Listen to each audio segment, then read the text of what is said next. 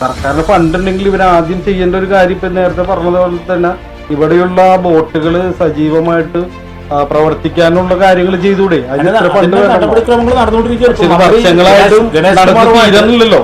ഈ വലിയൊരു അപകടം ഒഴിവാക്കുന്നതിന് വേണ്ടി കൂടിയാണ് വളരെയധികം ഉദ്യോഗസ്ഥന്മാരായിട്ടും മറ്റു പല പൊതുപ്രവർത്തകരുമായിട്ട് ആലോചിച്ചതിന് ശേഷമാണ് ഈ ഒരു മീഡിയൻ പണിയാൻ തീരുമാനം. അതിലൂടെ സഞ്ചരിക്കുന്ന ആളുകളുടെ എത്രയോ സമരങ്ങൾ അവിടെ വന്ന് അവരുടെ സങ്കടങ്ങൾ അവിടെ പറയുന്നു.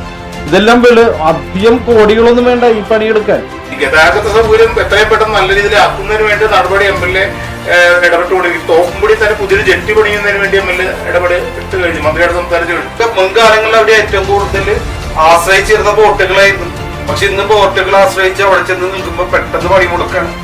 എഞ്ചിൻ തയ്യാറ അല്ലെങ്കിൽ അവിടെ ചെളി കയറി. പുതിയൊരു പാലം പണിയുന്നതിന് വേണ്ടി MLA ഒരു എസ്റ്റിമേറ്റ് ഉണ്ടാക്കി സർക്കാർ സമർപ്പിച്ചു കഴിഞ്ഞു. 70 കോടി രൂപയാണ് അതിന് എസ്റ്റിമേറ്റ് ഉണ്ടാക്കിയിരിക്കുന്നു. ടോണി ചമ്മണിക്ക് ശേഷം മേയറായി വന്നാരാ? സൗമ്യന് ചെയ്യണം. അന്ന് പരിശോധിക്കണ്ടേ? അന്ന് പരിശോധിക്കണമെന്ന് വെച്ചാൽ അന്ന് പറയുന്ന ഇതുപോലെ പരിശോധിക്കപ്പെടണം. അതിപ്പോ ഇല്ലെന്ന് പറഞ്ഞില്ലല്ലോ. തെല്ലാനത്തുനിന്ന് ഫോട്ടോ ചുരുട്ട് ചെറു ബസ്, അതായത് വലിയ വണ്ടിയല്ല, ചെറിയ വണ്ടികൾ സർവീസ് നടത്തുന്ന കാര്യം MLA സംസാരിച്ചിട്ട് തെല്ലാനം ഫോട്ടോ വെച്ച് തോപ്പും പിടിച്ചു. അങ്ങനെ സർക്കുലറായിട്ട് ബസ് സർവീസ് നടത്തുന്ന സർവീസ് വളരെ അനിവാര്യമോ?